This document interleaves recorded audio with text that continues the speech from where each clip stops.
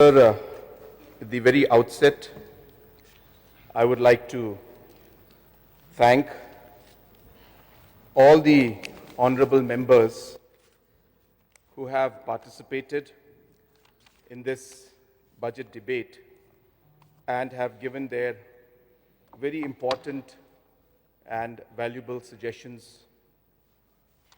Sir, to save time, I won't name every member, but there were 34 members who participated. I think it is a record in one way, and it is a very healthy sign of overall participation in the House. And I really congratulate the honorable members for participating, and also would like to thank you, sir, for having given the time for each of the members to participate.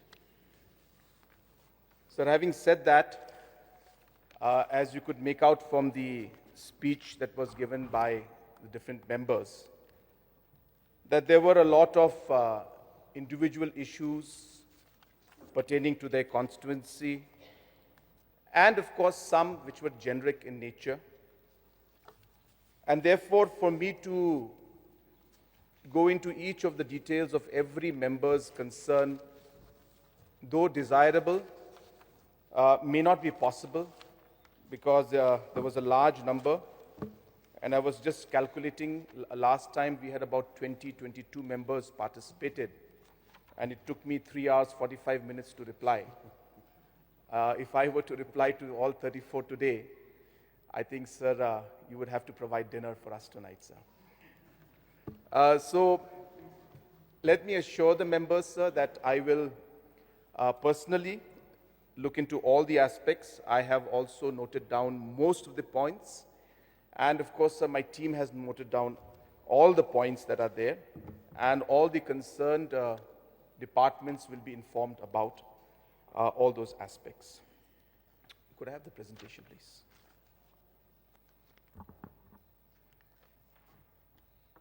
Sir, while trying to reply to this debate that we had, sir, I would like to just go at the overall presentation on the important aspects of the budget.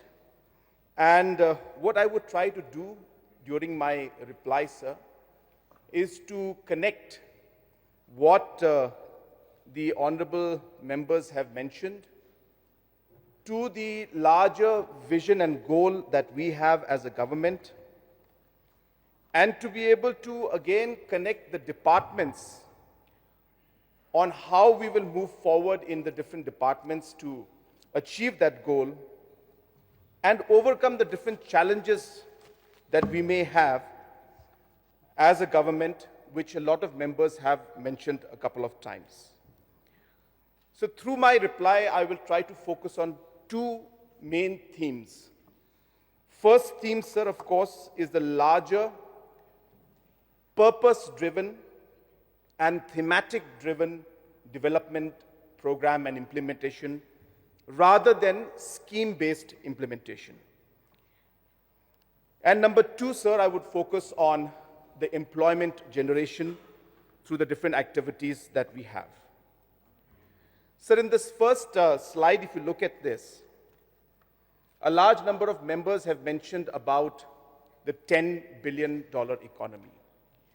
And of course, due to the lack of details, we always end up looking at this $10 billion.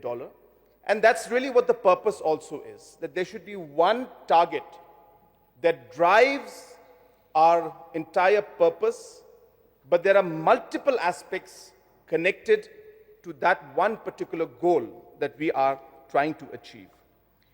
And in this $10 billion, so let me just put things in perspective, that when we started this target, at that point in time, the $10 billion economy was at 85,000 crores, which we came out by multiplying the then GSDP of the state at 44,000 crores.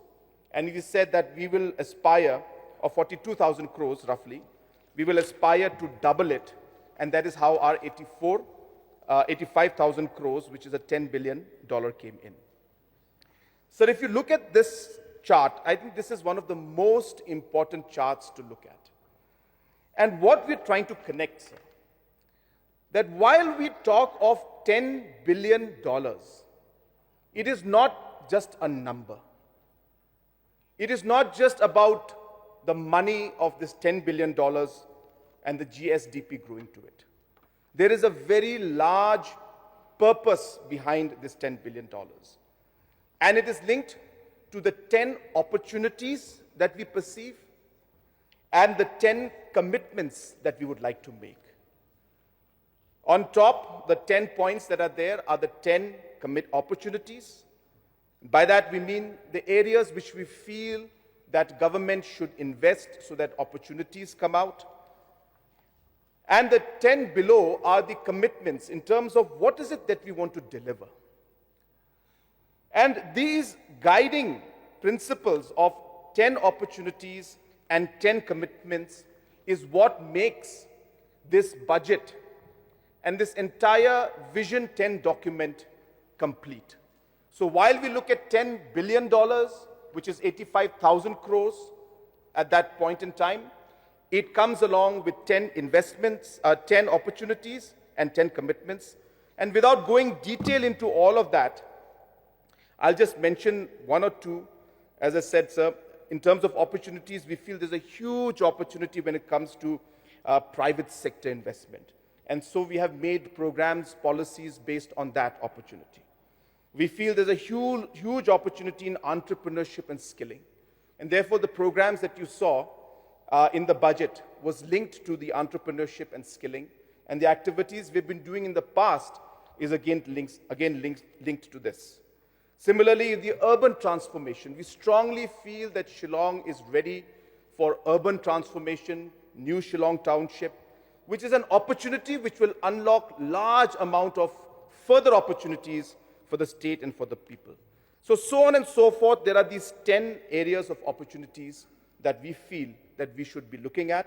And these 10 commitments that while we try to fulfill or work towards the opportunities, we will work towards the 10 commitments that we have made, which is, again, simple things like the overall road connectivity, where a lot of members have mentioned that large number of villages are not connected.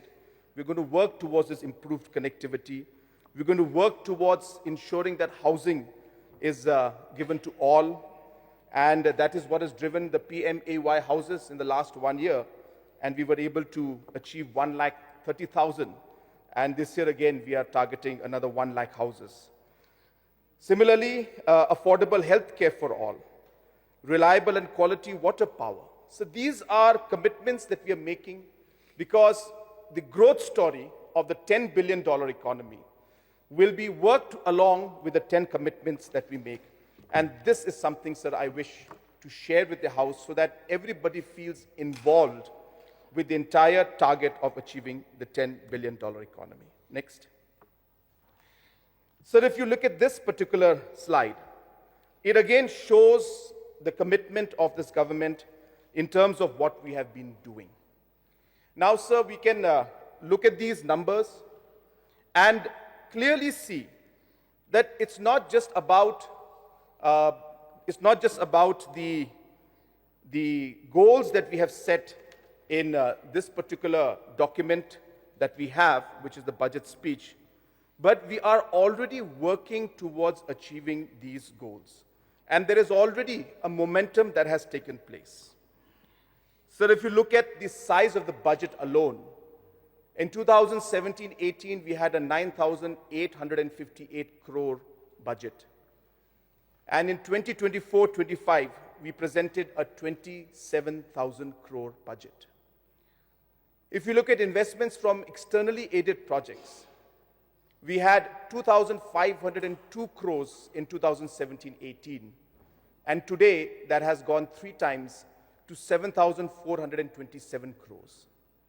The capital expenditure, one of our honorable members from opposition was mentioning that out of the 30,000 crores, 1/3 only is capital expenditure. The size of the budget has grown, and therefore, even though, sir, the 1/3 the capital investment this year or last year, this is last year's numbers, was 1/3. You can see the growth in the capital expenditure, where it was in 2017-18 at 1,435 crores.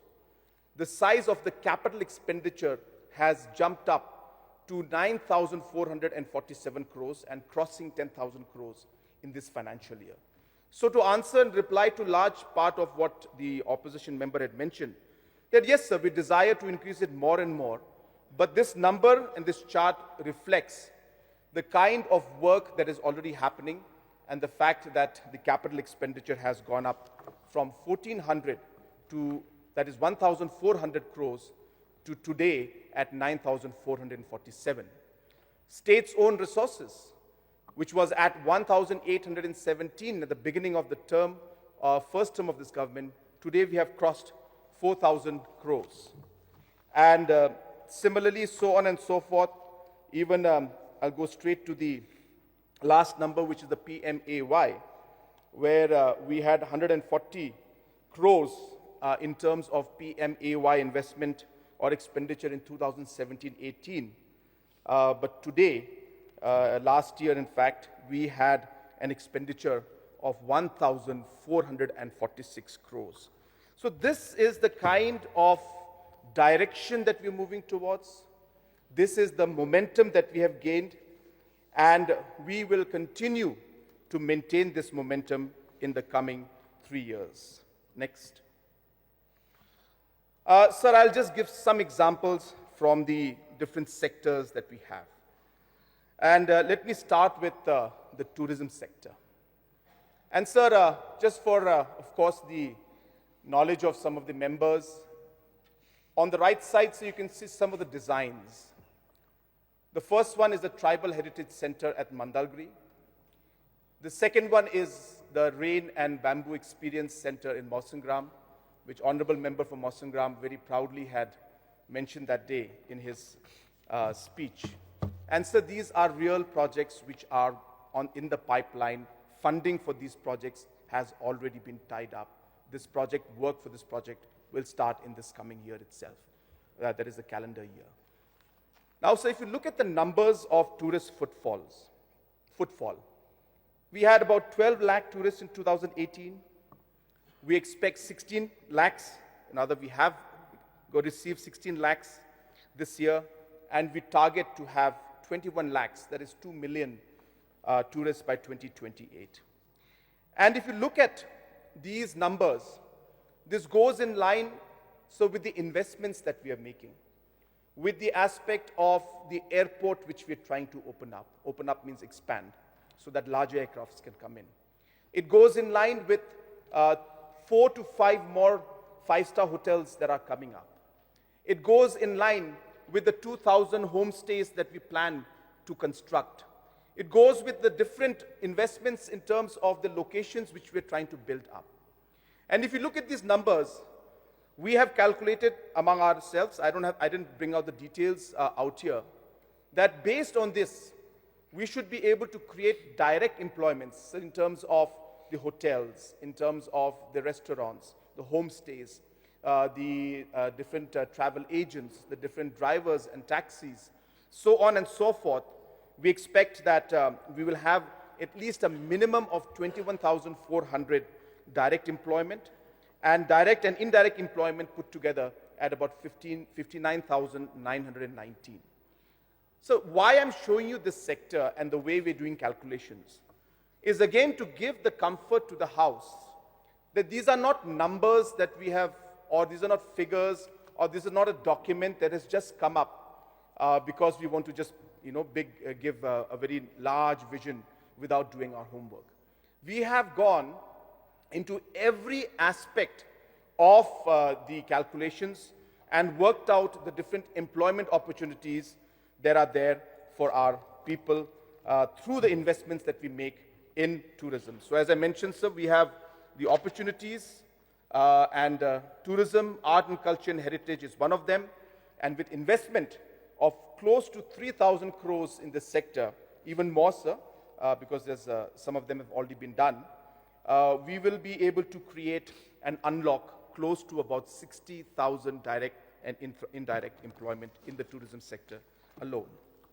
Next. Sir, through NRLM, again, this is a very powerful movement. We have been able to create different kind of groups, self-help groups. The numbers are quite clear out here that we had close to about 5,894 self-help groups in 2018. And today we have 51,674 self-help groups. The different employment generated or livelihood generated through these self-help groups has been close to 2 lakh employment and livelihood in the last 7 years.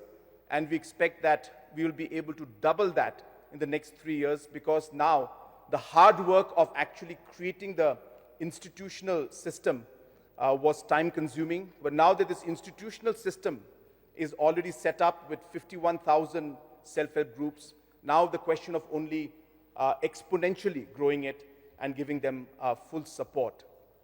Sir, I would also like to draw your attention to my attire today. And I want to share with you that this shirt that I'm wearing is made from eri. This shirt, again, is a made in Meghalaya product. The cloth is maybe one of the most comfortable cloths that I'm wearing. And just to share with you, sir, this particular eri has been colored with natural dye. So they use the Sotun local leaves along with the bark of a tree called Whitelam Pirthat and iron ore and turmeric has been used to create this wonderful color that is there in this particular eri silk and this shirt that I'm wearing. And I've made more than 15 shirts like this, and I wear them very regularly because they're extremely comfortable. And I want to share with you, one day I wore this and I had gone to meet some of the ministers. So the education minister, Mr. Dharmendra Pradhanji, was so fascinated, he has asked me to send this eri silk cloth to him because he wants to make kurta and other shirts out of it. And similarly, we'll be sending the same to the Honorable Prime Minister's office and other cabinet ministers' office also to promote our textile, our own weavers, and to be able to create that market for them. I could suggest to our honorable members also, it would be nice if you can, apart from the Nokma ice cream, I think you had the Nokma ice cream? Yeah, Tikrikela MLA, I think, has been very kind because he was so excited when people are asking for the Nokma ice cream. So I think everybody has tasted the Nokma ice cream. It's wonderful, sir. It's a great feeling to see our own products at the quality that we have seen in the rest of the world. And today, all of this has been because of the investments that we have made. And so I would urge the honorable members, you must adopt this. You must promote this. You must use this so that not just by talking, but by our small actions also we are able to support our weavers and our self-help groups. And this is a small way, but a very powerful way to give the message, sir. And you must be aware, sir, that Yasha Rimbai, who is one of the founders of the Eri Weave Private Limited, had also received a 12% equity deal in the Shark Tank India Season 4. I think she deserves a round of applause. And this again, sir, is a strong reflection of the kind of support we've been giving to the NRL through the NRLM, which is the National Rural Livelihood Mission, by creating so many jobs and livelihood opportunities. And this will continue. Again, just to give an example to you that it's not just a $10 billion economy. There is a plan behind how this 10 billion will impact our common people. Next. So similarly, in the skill development area also, we have over 30,000 trained individuals in the last 3 years. We have trained them. And we target to train another 1 lakh more. And through this program, till now, we have been able to generate about 9,500 livelihood and employment opportunities have been created through the CM Skill mission. And we target that in the next 3 years, with 1 lakh more being trained, we are hopeful that another out of this 1 lakh, minimum of 28,251 will also be able to get the livelihood and the job opportunities. So again, another example of the government not just simply giving numbers for the sake of it, but actually having a detailed plan and a roadmap on how we will move forward. Next. So if you go to the next slide, we talk about entrepreneurship.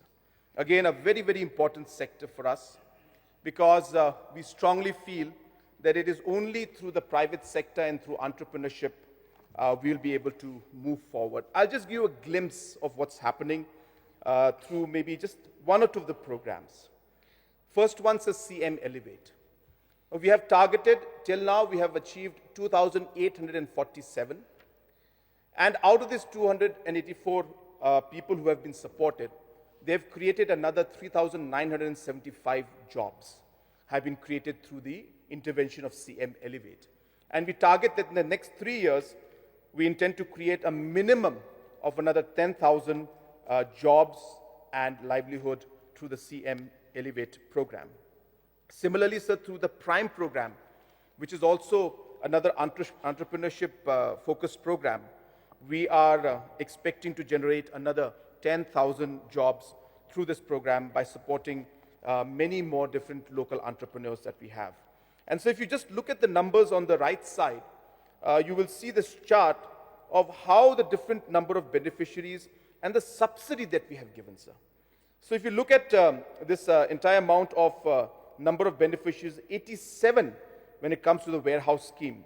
And we are giving per unit, we have given 39 lakhs of subsidy for every single unit, sir. And through these warehouses, today the storage capacity at the village level and at the rural level has gone up like never before. I gave the numbers in my budget speech.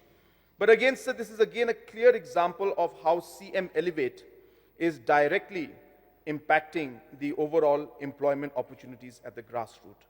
So if you look at the Meghalaya Agriculture Warehouse Scheme, by supporting 87 beneficiaries, we were able to create 435 jobs, which is in the last columns approximately. So 400 plus minus jobs were created through this. So for every single intervention, how many jobs were created? All this data is there with us, and that's how we plan to move forward in a very systematic manner. So you can see the picture also of the swimming pool. That's again funded through the CM Elevate program. And we felt that we need to focus on swimming and other physical activities and sports. And government only doing the investment cannot be sustainable. So we want to pull the private sector also into it. And that's why we have supported swimming pools by giving them subsidy. And a large amount has been given by the individuals themselves. Next. Can you expand this slide? Yeah. Sir, this is a very interesting slide. And let me just read out, sir, because it's not very clear. If you look at that particular slide on the right side, if you can see, sir, that's, so one second, I'm sorry.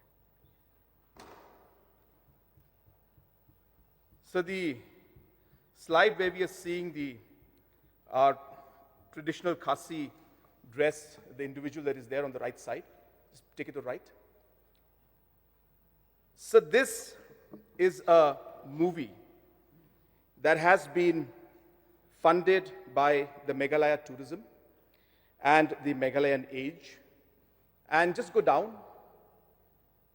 Okay, just remain there. So this is a movie about the history of the Khasi culture.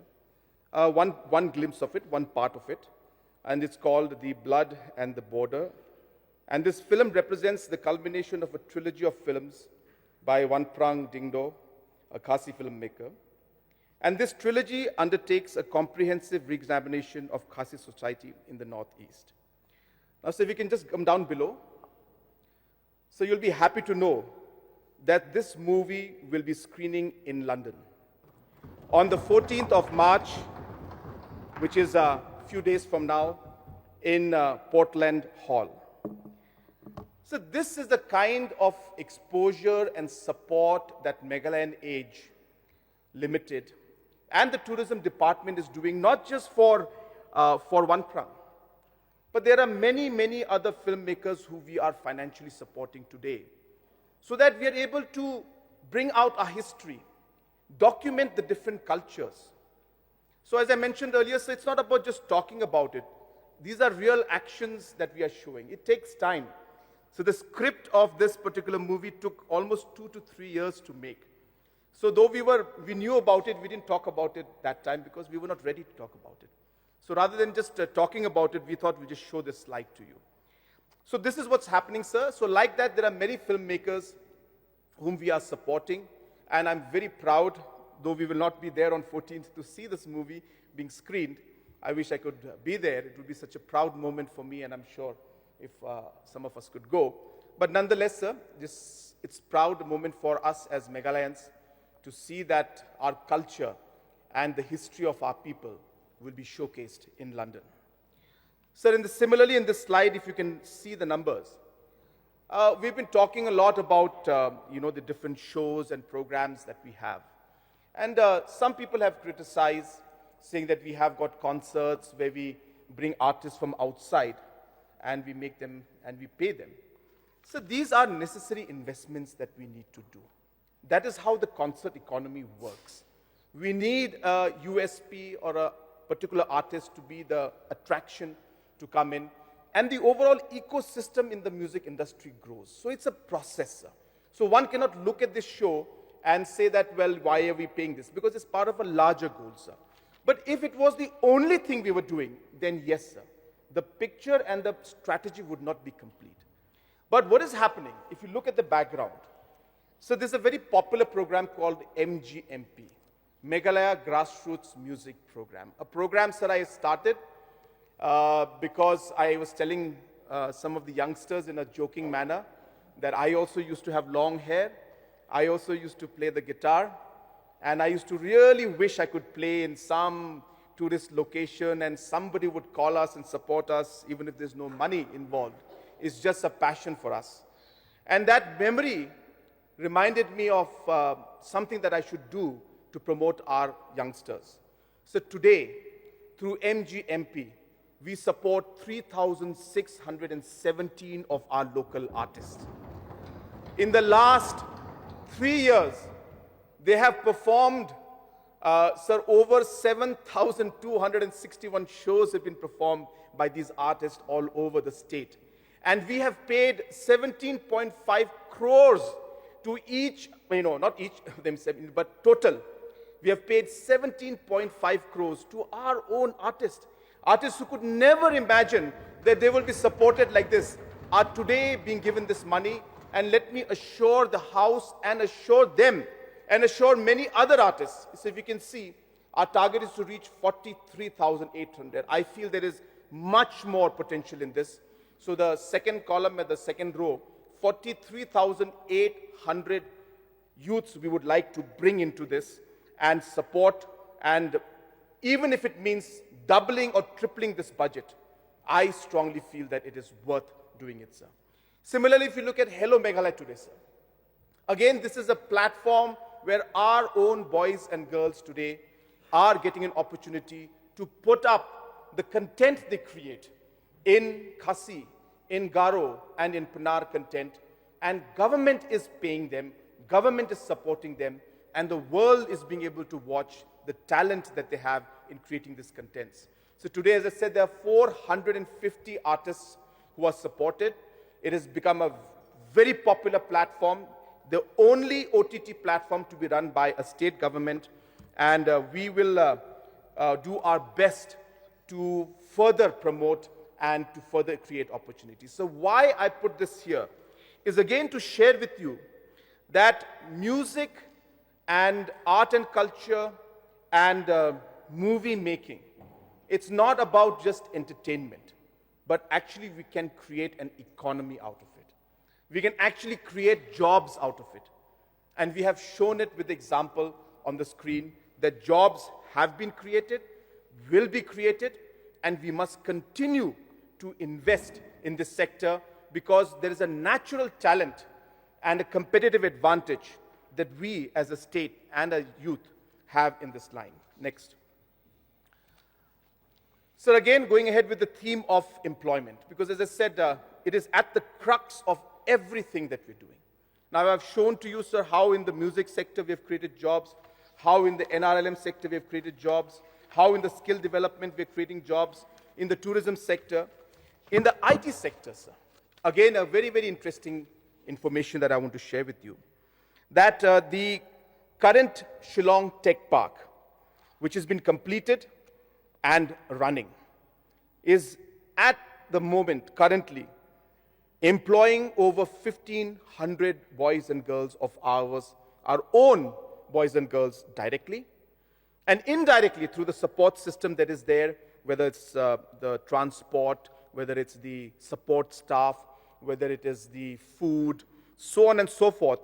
Almost 4,500 indirect jobs have been created, and that is a total of 6,000. And once the Shillong Tech Park 2 is done, we again expect close to 12,000 jobs to be created through the IT sector in Shillong alone, and 4,000 to be created in the Tura Tech Park. And sir, this is not just the numbers we have put here. As you're aware, through the Meghalaya Investment Promotion Agency Authority, we also have created a separate incentive for IT, which I mentioned last time, that the first 15,000 jobs to be created, we will give an incentive of 3,000 rupees per individual per month to the company that creates those jobs. And there are many people who are rushing today to our state to take advantage of this Meghalaya Investment Promotion Authority and jobs to be created. Just about a week back or 2 weeks back, so we again had an international firm that has come in and has signed an agreement with us to take space and to create a few hundred jobs in the IT park, and we expect much more to happen in the future. So therefore, sir, this is a very interesting area, and we expect that much more will happen in the days to come. Next. So similarly, the national games. Now, a lot of people, are excited about the national games, and obviously we should be, because this is the first time that we are hosting the national games ever. And it's a great opportunity for us to be able to improve the overall ecosystem in our state when it comes to the sports infrastructure. So while we'll be making a huge investment in infrastructure, we'll be making a huge investment in the training facilities, we'll be making investments in the different associations, we'll be making investments in terms of the different programs that we will have. So this is an opportunity for us to again create jobs in the economy, what we're calling the sports economy. A simple example, sir, that while we prepare for the national games, we require physical trainers, we require coaches, and for this to be there, we need trained personnel who are already there. There are a lot of physiotherapists, there are a lot of personal trainers who are very, very qualified, but the opportunity was never there.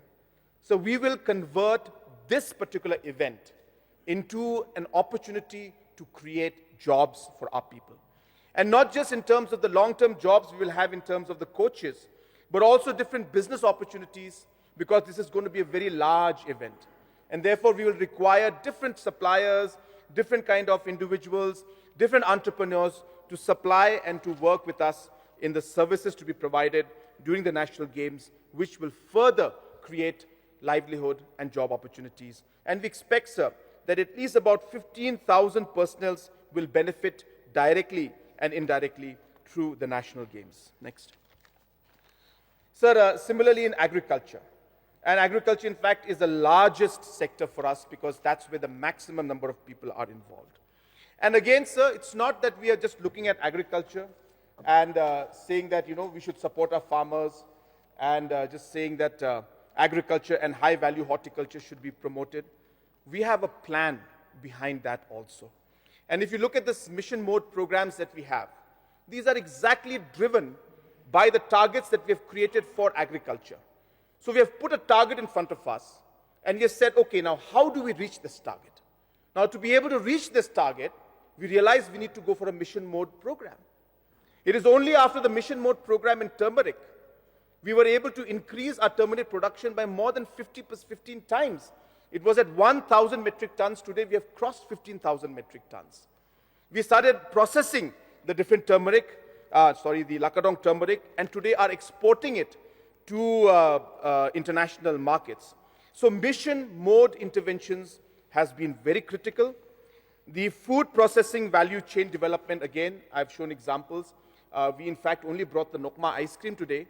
I have urged my agriculture and horticulture department to bring all the other products also that are being made throughout the state.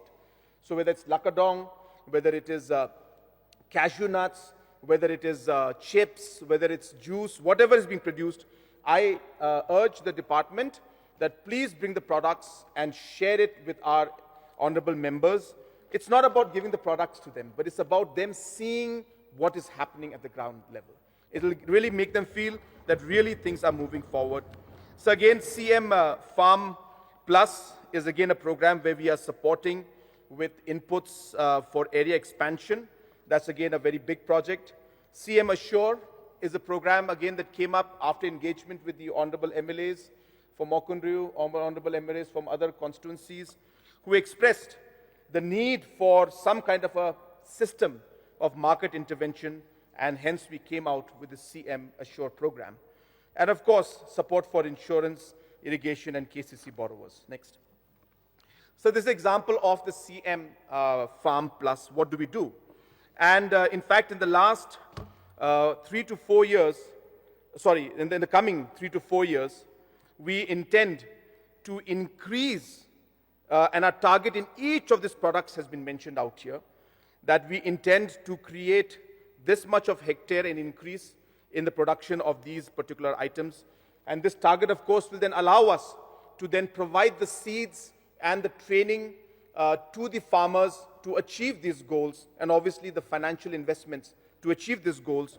And once we do, you can see so that the number of farmers we expect, close to 71,436 farmers will benefit from this investment. So these are all very, very detailed and meticulous planning that has gone in order to achieve the goal of the 84,000 crore or the $10 billion economy by breaking our goal into smaller achievable goals with a full plan of how we will do it and how we will spend money in moving forward. So the employment opportunities in this sector alone is at 71,436. Next. So if you look at the employment generation and value addition, so these pictures, if you can see on the side, can you just zoom in?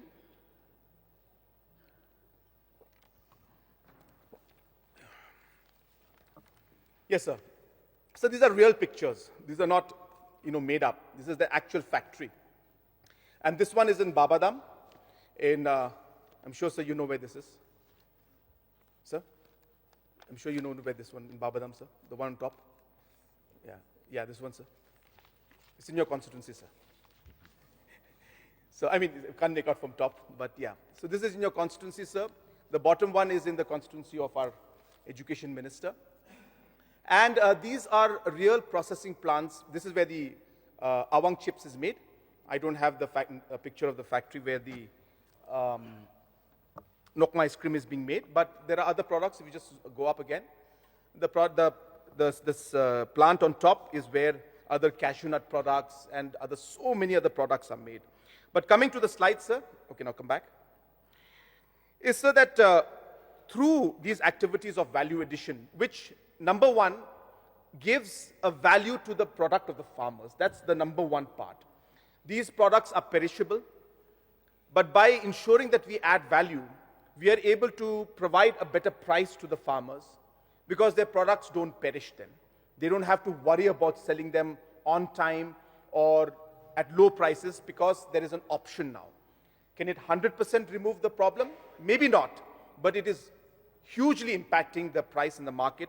And today, in fact, Somebody was telling me that when it comes to ginger in the market, sir, the price of ginger has gone up in Meghalaya in this season, and some of the officials had informed us about this. I'll just give you the exact message that I received about the different products that are coming in through this. And so this is basically now led to, yes sir, so in Garo Hills region, the ginger price has increased to 40 rupees per kg now, as mentioned by few of the traders. And that is a kind, comparing to, say, sir, Arunachal is at 20 rupees, and Mizoram is at 25, 30 rupees. And this is happening, sir, because of this intervention that we are doing to some extent, and other interventions also. But when it comes to job creation, again, just zoom up, the numbers are clear that even while we help the farmers, we are also creating jobs. So in 2021-22 alone, we created 1,367 jobs by doing this activity. In 2022-23, we created 1,648 jobs. In 23-24, we created 1,214 jobs. And in 24-25, we created 1,320 jobs.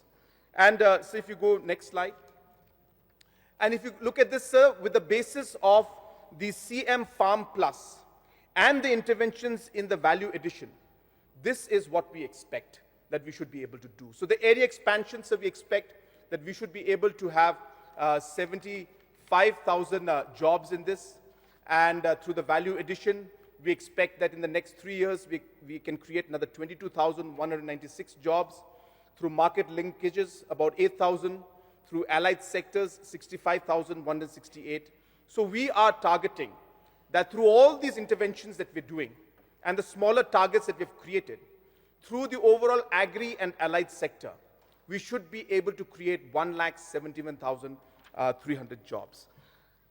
Next. So while I talk about this, so this is again another very interesting slide just to share with all our members, that through the government interventions of creating different boards and kind of smoothening the process of recruitment, between 2018 and 2020-24, sir, we have been able to recruit over 12,208 individuals, and more importantly, close to about 6,000 jobs are being interviewed as we speak, including 3,000 in police.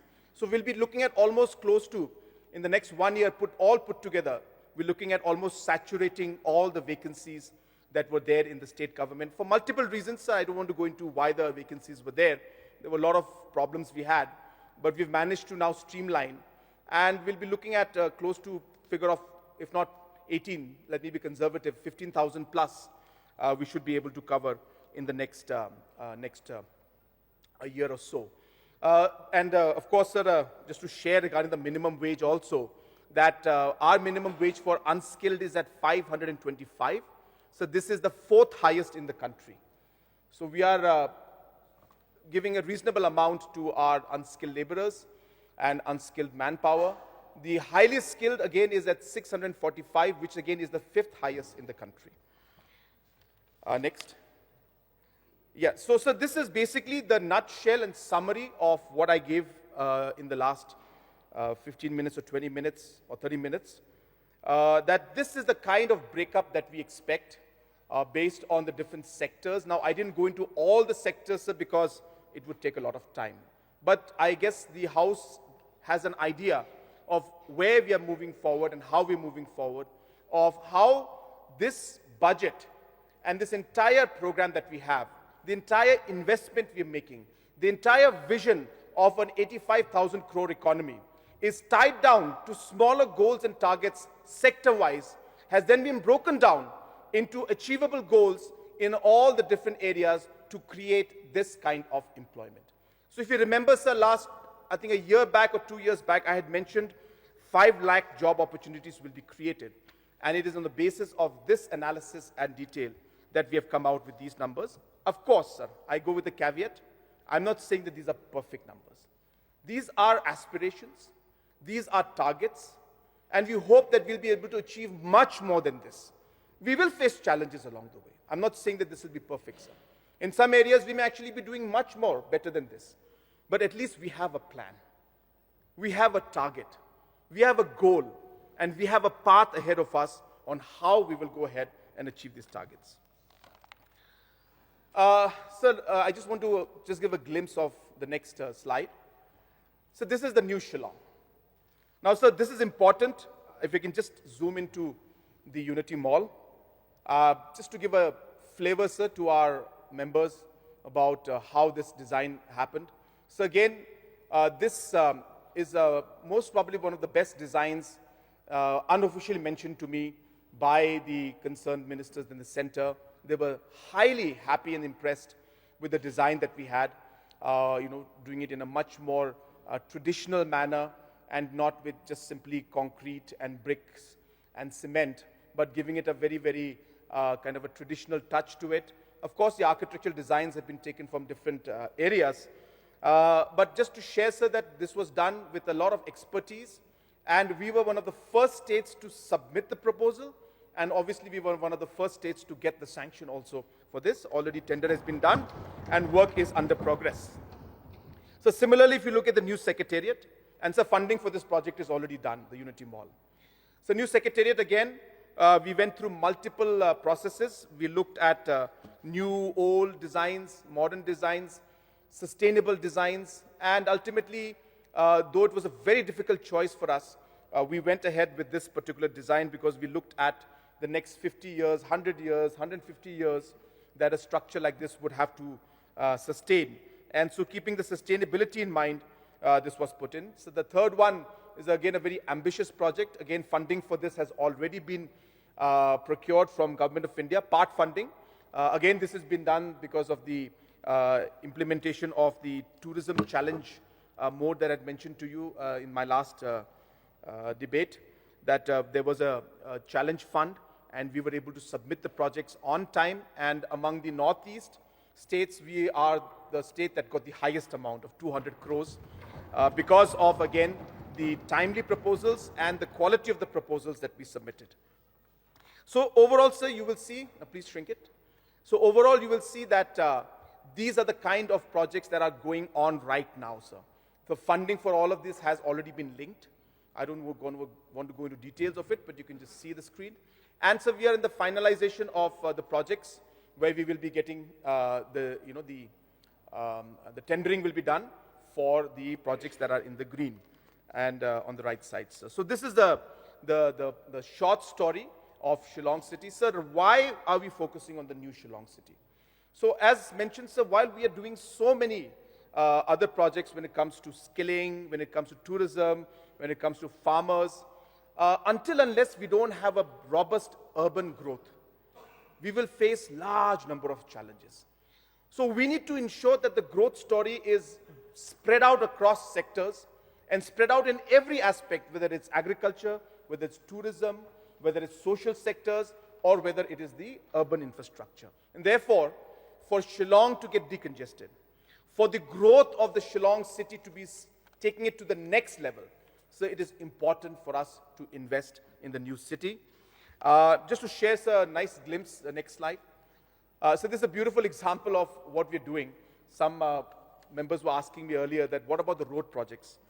Sir, there are large number of road projects. I will share that with you in the next slide. But just to give an example of how this is, can you just zoom into it? You can show from the left side and then going to the right side. So this is how it will be, sir. This is going to be a very, very modern, and so these are happening as we speak. This is not about the plans we have. This is being implemented right now. So we will actually have a very large walking space, footpath of almost 2 meters.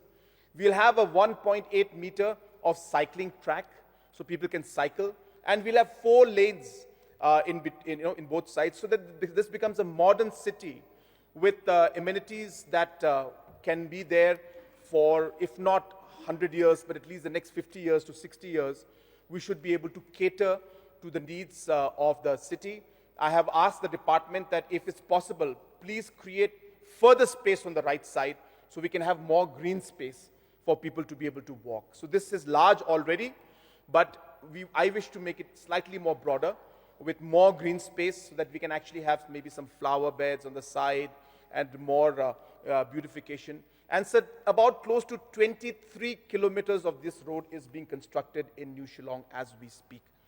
So this is the kind of vision with which we're moving forward, sir, and this is happening. The funding for this has already been tied down.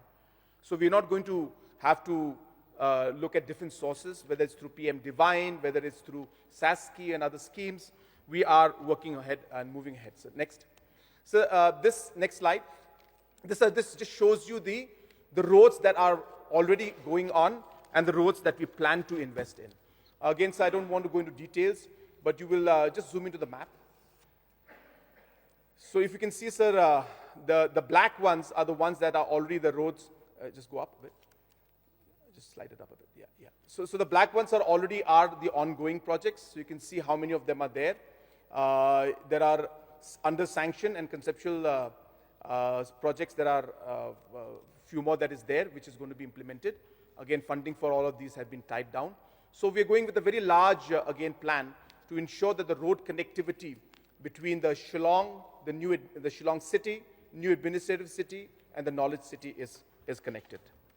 So this is just to give a flavor to the members, because as I said, I cannot go into the whole details, otherwise it's going to take a lot of time. But again, just to share that the ongoing projects are on the top. So projects like the Belfont, Maupat to Shillong, New Shillong Township is already under construction. I think it's going to be done in a few months' time. The Kynta to Linkyun Road, and so on and so forth. So you can see the whole list. These are the different projects that are there. So in the first part of my reply, I have tried to just cover the overall growth plan, story, vision, what we have achieved, and the facts been presented to the House, and also showing what we plan to do in the coming years to be able to then take the state to that goal that we would want. So, and with that, so I'll come to the second part of my presentation, of my reply, which is the financial part, sir. Next. So this is an old slide. Everybody has seen this. This is just again to give a flavor of how our GSDP is growing. And if you look at the numbers, sir, again, this is not just to compare past governments with new governments. Nobody should take it otherwise. So these are facts to show that how things are moving forward. So if you look at financial year 14 to financial year 18, we had roughly an economic growth of 6.5% in the GSDP trajectory. If you look at the section between financial year 19 to financial year 23, or at least 22, we had, 24, we had about 10.5%. There was growth, and as you're aware, sir, COVID hit us. But if you look at financial year 22 to the projected financial year 26, that is the extreme right, you can see, sir, that the projected growth is almost, is crossing 13.5%. And that is a growth rate, sir, that is going to take us to the 85,000 crore economy, which I've mentioned below, sir. And as I said, this is just a number, but how we will make this happen for each sector, I have presented to you in a glimpse for some of the sectors. Next. So this is again an important slide. And if you look at the growth, again, these are numbers which are factual numbers. And if you can see the expenditure that we have done. Now, if you look at all the expenditures that are there, the capital expenditures you can see, sir, is the bright green bars. And you can see the way the capital expenditure has gone up. Of course, revenue expenditure also has gone up, and that's part of the process. But what is important as a government and as members to notice that our growth in our capital expenditure has been much higher than the revenue expenditure. If you look at the table on the right, you can see, sir, the revenue expenditure in the 18 to 26 had grown by 10.4%, whereas the capital expenditure during that period had grown by 23.8%. So there's a clear indication that there's a huge amount that is being put into capital expenditure. Next. So this is again a very important slide, and I think this we should spend some time on focusing on this, sir. Sir, if you can look at this slide. Now, you can again see that the bright green section is the state's resources, The dark green section is the central schemes, and the borrowings is the orange color, sir. So now let me explain what state resources are, and I've got another slide later on to explain in detail what it is. But sir, there is a misconception that is always prevailing amongst all of us as members and even general public, that the share of central taxes is not, our money. It's a share that the central government gives. So, but what is important to note is that this is a constitutional provision and mandated by the Constitution for the central government to devolve these taxes and give it to Meghalaya and to the other states. And that is what the Finance Commission does. So to say that this is central government's money is going against the entire spirit of the Constitution, where this tax, the direct tax, which is the corporate and the income tax collected, is devolved and given to the states based on a formula that has come out by the Finance Commission. And that is the share of central taxes, but that is our money. It's not that center is doing a favor by giving this money to us. It is rightfully ours. So technically, sir, that is what is our own state resources. And I would like to stress here, sir, that this is based on a formula. And this formula have got horizontal devolution, it's got vertical devolution, many technical aspects I don't want to go into, many factors from forest cover to the population to the areas to even the different aspects of economic survey, of fertility rate, so and so forth. There are many factors that are there that go into the calculation. And in the last the 15th Finance Commission, when Mr. N.K. Singh was the chairman, sir, I remember that we had discussed with Mr. N.K. Singh and urged that the hill states require a different kind of attention compared to the other states. And based on a lot of discussion with him and with the other chief ministers of hill states, we were able to have a conference of the hill states and the Finance Commission in Himachal Pradesh and in Uttarakhand. And when we had this meeting there, that time the chairman of the Finance Commission had come, and we gave detailed presentation on why the hill states require an additional funding. And that is when the aspect of population was brought in, and Mr. N.K. Singh had brought in an aspect that the population may be less, but if it is below 1%, then they should be given at 1%. So if your population factor is at, say, 0.3%, you'll be given at 1%. A small decision like that, after we had persuaded and spoken to him, led to an increase of 0.13% in terms of the share that the taxes that Meghalaya got from the center. And that amount, sir, led to an increase of almost 200 crores per month in terms of central taxes for us. My point being, sir, is that there is a huge exercise that goes into ensuring that we are able to get these resources. Now, coming to the crux of the matter, if you look at just look at the last column, sir, and if you can just zoom in. If you just look at the last column, sir, to give a rest to the continuous issue that people have, that why are we taking so much loans? Who's going to pay back these loans? Sir, look at these numbers, and let me put this entire issue of loans to rest. And hopefully this will not become an issue anymore. Out of the 29,438 crores, 3,800 crores is the loan factor. The rest is all our central schemes or the state's own resources, which includes the share of central taxes and our own taxes.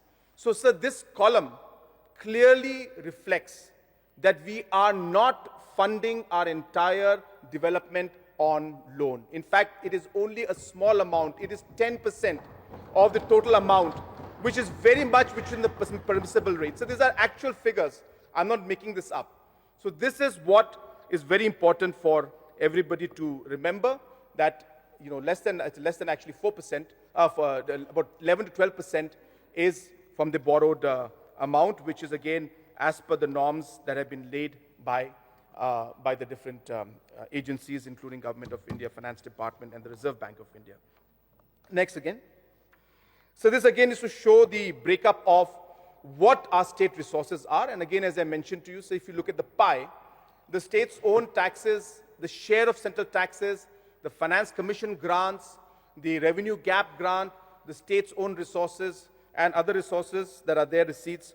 This makes up the total amount of close to 18,977 crores of the funds that are spent by us on revenue expenditure and on capital expenditure. So clearly, sir, this chart, I guess, is clear to everybody that our development and our expenditure is not funded by loan. It is funded by our own tax resources, share of central taxes.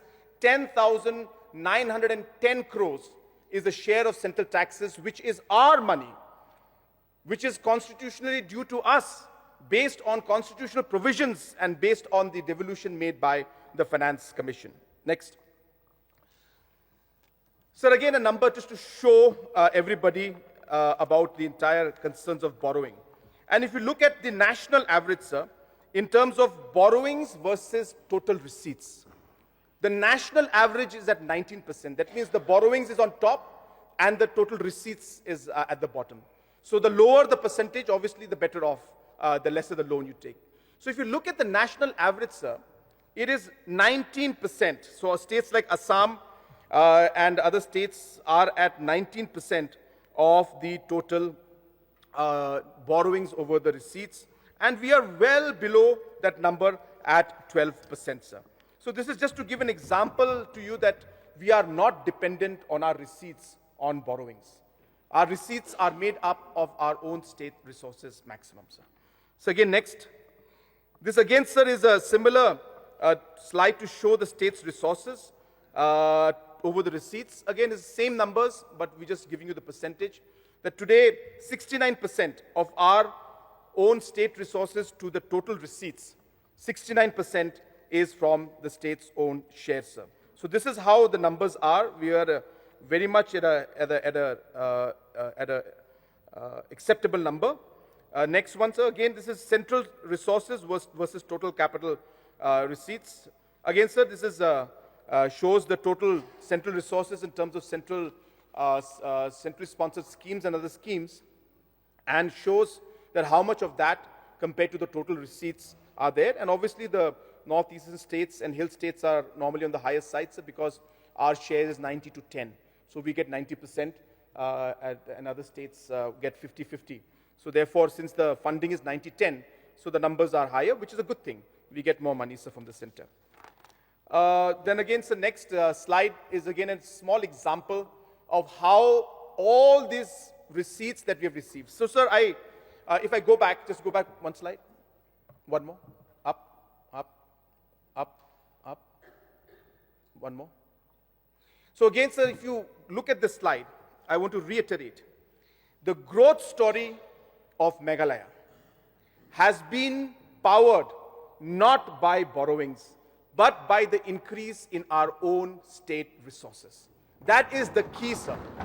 And this entire misconception that our growth story is being driven by loan and that it is the people of the state who will have to pay back the loan, sir, is completely wrong. And I want to clear this misconception by reiterating on this particular slide, which is clearly showing that the state's own resources, the dark green part, the bright green part, that is what is empowering our growth. And if you can see how that number has grown, I've explained to the House why that number has grown. We talked to the Finance Commission. We were able to speak to them and get the devolution higher. We were able to get the area of the population to be factored in by ensuring that we got the 1% weighted average, and that is how this number has gone up. And this now can come down. Now, yeah. This is what, up, yeah. And this is what has driven the entire growth story, and this is what you're seeing, sir. Because of the increase in our own state's resources, today power sector, where we used to spend 213 crores in 2018, today we are spending 1,518 crores. If you look at the urban department, where you used to be spending 93 crores, today we are spending 1,373 crores. I'm not giving all the departments, sir, because we don't have space. Roads and bridges, where we are spending 1,108 crores. Today we are spending 2,596. Every sector in terms of the capital investment, the amounts have gone up in the expenditure based on the increase in the capital investment, based on the resources of the state that have gone up. Next. So this again, a very interesting slide, and I would like to stress on this because this is where a lot of our members have been concerned, and rightly, sir, I must say. So the red line is what the CAG has been projecting our fiscal deficit at. And if you can see the red line, of course, during 21, just zoom in. During 21, because of COVID, just come down so they can see the graph on top. Yeah. Up. Yeah. Yeah. You can just put the year also. So like to see the year, the bottom. Just down. Just slide it up. Yeah. A bit more. A bit more. Yeah. So if you can see financial year 21, it was 7.7%, and the government of India had allowed us to do that. Now, in the 2022 and 23 are the parts where, and 24 are the parts where the honorable members have raised concerns, and CAG also has mentioned it now. So what we have been maintaining, that if you were to remove the SASCI, the Special Assistant to States on Capital Investment, if you remove that 50-year interest-free loan that Government of India gives, our fiscal deficit is the yellow line that we have. So if you look at 2023, our fiscal deficit is at 3.8%, not 6.0%. And in 2024 is at 3.5%, and in 2025, 2.6%. And I'll come to SASCI on why this should be, why we don't put SASCI in the calculation for fiscal deficit. And sir, just to share that we have already written to the Ministry of Finance and to the AG, asking them that SASCI should not be included. The money that we get from this interest-free, 50-year interest-free loan should not be included in the fiscal deficit calculation. And that is one clarification I want to make, and the next slide will make things very, very clear for everyone. So it is at 6.0% as per CAG report, because no direction has been given to them by Ministry of Finance to not include SASCI, and they included SASCI in the calculation of debt, whereas it actually should not have been. An Honorable Finance Minister has assured me that she will be speaking to the AG and informing them that this calculation of SASCI should not be included in the loan that is taken by the state government. So next slide will show you what I mean. Can we zoom into the left table? Yeah. Just shrink it a bit. Yeah, put it up. Put it up a bit. Yeah, perfect. Sir, the SASCI is a very special scheme that is given by Government of India. This is a 50-year interest-free loan that is given to our state and to all the states. So this is more meaningful for small states like us, where we have got very limited sources, not like large states like Maharashtra and Tamil Nadu. And therefore, Government of India, keeping that in mind, focusing on capital investment only, came out with this program called Special Assistance to States on Capital Investment, SASCI. Now, sir, this year, Meghalaya will be taking 2,450 crores under SASCI. This is the highest that we have ever taken, and it's actually based on the efficiency of every state government and based on the utilization that you do, that Government of India further sanctions. Now, to give a small understanding of what this means for us. Sir, in finance, there's a concept called discounted cash flow. Discounted cash flow. And a concept called net present value, NPV. In basic simple terms, what NPV means is that what is the value, what is the net present value of 1,000 crores 10 years from now? What is the value of that today? That's what net present value is, NPV. And we do it in order to calculate the value of a company. So normally, say for example, if you show your revenues, that every year my revenue is going to increase. So it's 1,000 crores, 2,000 crores, 3,000 crores. But at 3,000 crores 3 years from now is not 3,000 crores today. It's much lesser. So in order to be able to get the present value of that 3,000 crores, which is 3 years from now, there's a formula. So they put interest rate, and then they put a addition part to it, then they discount it, and then bring it down to the value. So that's in a nutshell what NPV means, the net present value. So we calculated the net present value of 2,450 crores from today. That means, because this 2,450 crores is something I have to pay back at 50 years, I have to pay back in 2075. So if I have to pay back 2,450 crores in 2075, what is the value of that 2,450 today, when we pay it back in 2075? And so the net present value of the 2,450 is 83 crores as of today. That means we are only spending 83 crores compared to the 2,450, which is going to be paid back because there's no interest, sir, in this. Please remember, we have to only pay back the principal amount. So the net present value of 2,450 crores, which we will be paying back after 50 years, the value of that today is 83 crores. These are based on finance terms, sir, and numbers, and the interest rates and all these put together. So that's number one. So therefore, this is actually not a real loan. It's not like a market loan which requires me to pay interest and pay back the loan in 5 years, 10 years, 15 years' time. No, sir. Nobody is going to ask us questions till 50 years from now.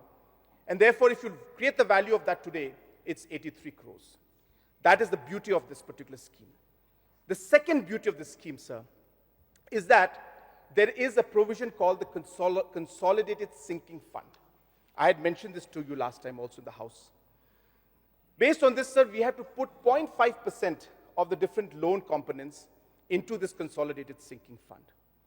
Now look at the beauty of this, sir. For this particular 50-year loan, whose net present value is 83 crores, we have to put 12 crores in the Consolidated Fund every year for the next 50 years. And that 12 years will continue to give us interest. And you know, sir, what the value of that deposit that we make from now on for the next 50 years is going to be? At 2075, it's going to be 5,155 crores. Which means when we have to repay for 2,450 crores, we will actually have 5,155 crores, double of what we have to pay, because of the fact that interest is not applicable. So this is how finance and hedging works. This is how terms and conditions of finance department are created to ensure that no state goes into any kind of a debt trap. And we have to follow these principles. And it's based on these principles, sir, that we are taking the loans. But as correctly mentioned by our honorable member from Umsning, that we have to take it in a calculated manner. There has to be provisions. There has to be ways and means in which we'll be able to repay those debts back. And as I mentioned, sir, this may be one of the best ways to fund our capital investment projects, because though we are taking 2,450 crores today, which has to be prepaid after 50 years without interest, that amount is only valued at 83 crores right now. So therefore, sir, this is a beautiful way to fund, and Meghalaya is one of the most efficient, I should say, states in this aspect. And as I said, based on the Consolidated Sinking Fund amount we're putting in, there will be sufficient amount for the then government to be able to repay back only the principal amount after 50 years. That is the reason why we argued with Finance Ministry and said this cannot be treated like a normal loan. It's not. It is a 50-year-old loan. year-old loan. And therefore, they should not put this in the calculation of the fiscal deficit to the GSDP. And Honorable Finance Minister has agreed to it. Of course, it's a technical aspect and they are working on it. So let's hope that this will come through, and very soon we'll be able to come out with better clarifications from the central government side also. So similarly, sir, if you look at the externally aided projects, so I have been repeating this again, and I hope the SASCI now and the loan part, and now, as I said, EA part, will be able to put this to rest. The externally aided projects, again, sir, this is an amount which is not an amount that government of Meghalaya has to pay in full. As mentioned, sir, I will give the entire details because this is being explained to the House, that there is a component of 90-10. So the 10% is the state share and 90% is the loan component. I think that's clear, sir. So 10% state government has to give. So when we do the project, if it's a 100 crore project, 10 crores we have to spend. And 90 crores is the loan, so-called loan. Now, for this 90 crores, Government of India has a provision. Under this provision, Government of India has agreed that the 90% of the loan that is being taken, 80% of that 90% will be paid back by Government of India. So what that means, sir, if 10 crores we have to pay, so there's no question of loan, we have to pay, 90 crores is left. Out of this 90 crores, 80%, which means 72 of the whole project. 80 into 9, 8 nines are 72. 72% of the entire amount, Government of India is going to repay back, and the rest of 8% plus 18%, so 10% we have to anyway give, that 18% also is something that we have to pay in advance. So my points are being that these externally aided projects, out of the 100 rupees or 100 crores that we take, Government of Meghalaya has to pay 28% of it, and 72% is repaid back by Government of India. So there's no question of us taking any loan. Sir, just want to be very clear that EAPs and SASCI are almost like free money. So I'm not saying it's free, but it's almost like free money because it's not at the kind of a loan rate that we're saying. EAP, but SASCI, kumpisa, bayo, ay. EAP, but SASCI, kumpisa, bayo, ay. It is almost, I'm not saying it is a free loan, nothing is free, sir, in this world, but it is almost. Again, can you go, if you look at this slide, sir, you can clearly make out 2,450 crores today we're getting, which is to be repaid back after 50 years in 2075. Net present value of that money to be repaid back then at today is at 83 crores. So I think maths is very simple. I think, I'm sure the honorable members would say we should do it more. It is better than taking a market loan. It is better than going to the free market. So the free market and the market loan and the loans from banks that we had mentioned is that limit that we are putting. We are not crossing that limit. And we have got provisions to ensure that we are able to repay this by ensuring the consolidated fund provision is there. So, sir, we have tied down all aspects.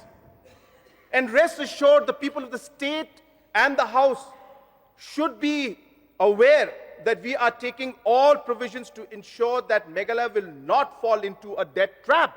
We will not put any risk to our future generation. It is our responsibility to ensure that we will take care of the finances, and that is why our maximum amount of expenditure we have done has come out of our own state resources, sir, not from loan. And this is something, sir, which is very, very important to clarify, and I hope I've been able to clarify this to the House. So next, of course, are very simple programs. Next. So these are some of the important schemes that we have, of course, announced. The first and the very important scheme, sir, which is there, is the scheme for the Chief Minister's Scholarship Scheme, sir. I don't want to go into the name aspect. I've got quite a bit of support to say that we should continue with CM scheme. Am I correct? Most of the House agrees, I hope? Yes. As correctly said, so this is not Conrad Moment scheme.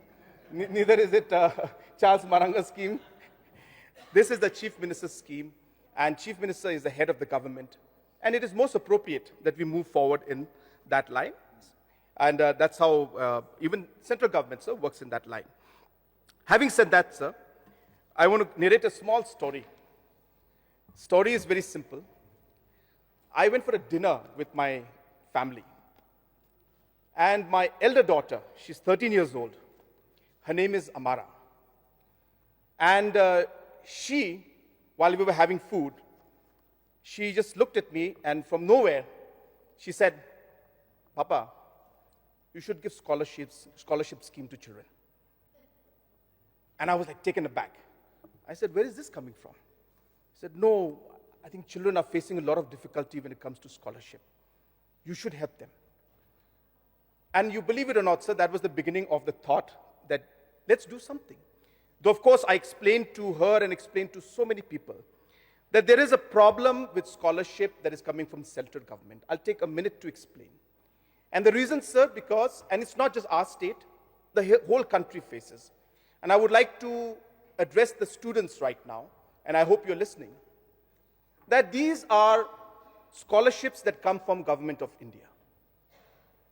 When Government of India releases the amount, it is immediately given to you in your account. We don't stop it, or we don't do anything to not give it to you, because obviously we want you to get the scheme fast. But there is a sanction process issue in Government of India level, maybe between Tribal Affairs Ministry and Finance Ministry, where the funds don't come on time. And as the funds come and the sanction, they are transferred straight into the account of the beneficiary, which is the students. And through the year, Government of India sanctions these amounts in batches. So 20 crores, 30 crores, 40 crores. And based on that, some students get and some don't get. So I just wanted to clarify to our young students that it is not the state government that is stopping your scholarship. Funds are not coming in from center, because of which there is a delay in the scholarship. Have we pursued this? We have pursued this all the way to the top. And we are pushing Government of India, including Finance Ministry, to release these funds on time. I am hopeful that the next academic year, we should be able to figure out some way to streamline this. If Government of India, Finance Ministry, releases the schemes in one shot to all the students, this problem is solved. The second way for us to solve this problem is, which we do sometimes for other schemes, is for Meghalaya government to give in advance. And I'm happy to do it. I'm happy to do it, sir. Because students need it, and I understand the pressure they go through, and they deserve it, sir. It's not their fault. It's a problem in the central government, so they should not be delayed. So we are happy to pay it. The amount comes to about 160 crores a year. So we can organize those funds. The issue is that once we give to these students, and then after that, Government of India sanctions it, when Government of India sanctions, the funds go straight into the student's account, which means they will get from us in advance, and they will get this from Government of India also into their account. Now, if we tell the students, please pay us back, I don't think that's a very good thing to do, and I don't think they will agree. So we are also in a catch-22 situation where we are not able to pay in advance also, whereas we would desire to, because as I said, we don't know then how to get back that money. And we are in talks with Government of India to find a way in which, if Government of India does not release it on time, can we as a state government give it in advance, and the funds can be sent to us. So I'm working on both the options, and I would like to share with the student community that I'm working tirelessly to ensure that this issue is resolved. But in the meantime, as has been suggested by so many people, I am happy to announce, I've announced in my budget, that the students who are pursuing their courses in post-matriculate students, in courses in post-matriculate, that we will be giving an amount of 6,000 rupees to 80,000 students every year. Similarly, sir, CM Assure is another very important program. Again, this is all based on feedback from our members, sir. Feedback from the people. I have maintained this all the time, So we are here to listen to the concerns of our people. We want to resolve it, sir. I'm not saying we can resolve everything, but I can assure you, our members, I think everybody who has spoken in this house have at least maintained one thing, even though they've said things that, sometimes this road is not done, that building is not done, which is natural, sir. But never have we not listened to our members. All members will agree that the Chief Minister's office, the Deputy CM's office, and all the Cabinet Minister's office is always open to discuss the issues and work towards resolving it if we are able to practically move forward and if it's financially feasible for us. So CM Assure again was a very important project. Focus and Focus Plus, we will be working towards easing the norms as has been suggested by Honorable Deputy CM, has suggested that we should ease the norms for Focus Plus so that more and more beneficiaries can be benefited. We have almost close to 200 crores budgeted for this, and we will move forward in a very positive way. Similarly, sir, the Chief Minister's Skill Mission, the Urban Revitalization Scheme, the Football Mission, the Green Meghalaya Plus Mission, the Meghalaya State Aquaculture Mission, the Meghalaya State Sports Action Plan, the homestays has been increased now from 35% to 45% subsidy. The CM Elevate has again been further increased to not 75, sir, but 50%. We've increased for business across sectors. And similarly, sir, many other programs like the Meghalaya Outstanding Sportsperson Direct Appointment Policy also has been approved and is part of this particular budget, sir. So all these schemes will further go a long way in supporting our youngsters as well as our farmers and our different women's self-help groups. Sir, through my reply, I have tried to give a larger sense. I apologize that I was not able to go into all the individual issues. As I said, I'm happy to do it, provided Speaker gives us dinner tonight. We can stay. I can go in through each of the policies, but I'm sure that you will appreciate that we have always responded on the issues, and I will continue to respond and try to work towards resolving your issues at your constituency level. Suggestions have been noted down by my planning department and my officials, and we will tell each of the departments concerned to resolve the issues. But I think at the end, I have tried to explain, as I said, and project to the entire House and to the public at large regarding the work that has happened, the vision that we have, and how we will work towards moving towards that vision. While we do all of this, I have also tried to explain how the jobs will be created for our youngsters through the interventions that we have. And more importantly, while all these interventions and expenditures have been made in the past and will be made in the future, the misconception that this is being funded by loans is completely incorrect. And we have shown how these funds work and how the money comes in, and that maximum of the funding that has happened in the past and which will happen in the future is going to be funded by our own resources and not by loans and a different kind of debt that members are concerned about. It's a genuine concern, and I appreciate. I think it's important because it is a impulsive reaction where we look at numbers and say most probably it's from debt or from loan. And so my responsibility to clarify that, and I hope that through this reply I have been able to shed light on this entire issue of externally aided projects, entire issue of SASCI, and the entire issue of how our own state resources have gone up because of the work that we have done with the Finance Commission.